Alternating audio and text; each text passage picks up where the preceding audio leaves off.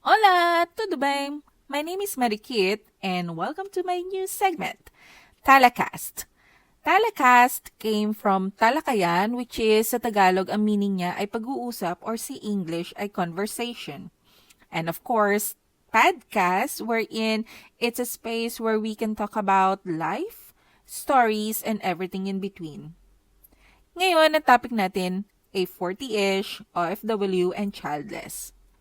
It's a topic na malapit sa puso ko kasi isa ako sa mga 40-ish.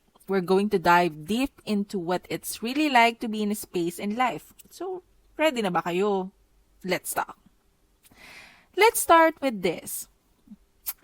Being in your 40s and working overseas is already a unique journey, di ba?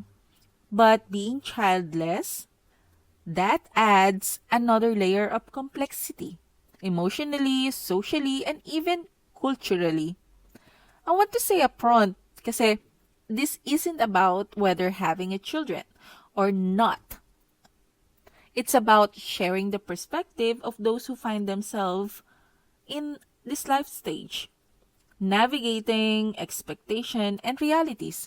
Marami sa ating, especially mga OFWs, left home to provide to achieve dreams or simply to start over, kagaya ko. Pero as the years passed, there is the moment where you can look back and ask, paano na? Ito na ba yun? Society has a way of pressuring us. Bakit wala kang anak? Sayang naman ang lahi mo. Well, for me, hindi ko alam kung sayang ba. It's not always easy to answer those questions, no?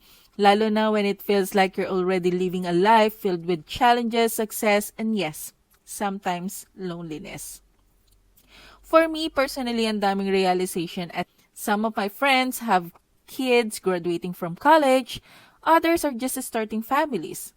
And then, there are those of us who choose or found ourselves in this childless path. Like me. It's not better or worse, it's just different. Ano ba ang reflection ko about being 40-ish, childless, and OFW?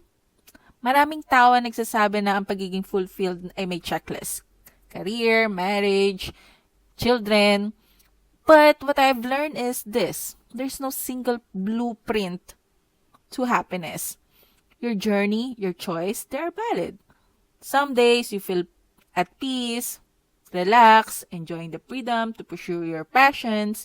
Other days, you might wonder, what if? Tama. That's okay. Both feelings can exist without canceling each other out. Being childless doesn't mean you don't have a legacy. You can inspire others, building relationship or creating something meaningful in the world.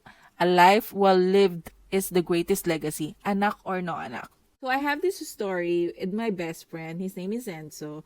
Lagi kong sinasabi sa kanya kung hindi kami magkakaanak, pag magre-retire kami, magpapagawa kami ng isang bahay para lang sa amin. So anyone can come also, mga close friend namin na mga wala ding mga anak, parang retirement home, alam mo yun.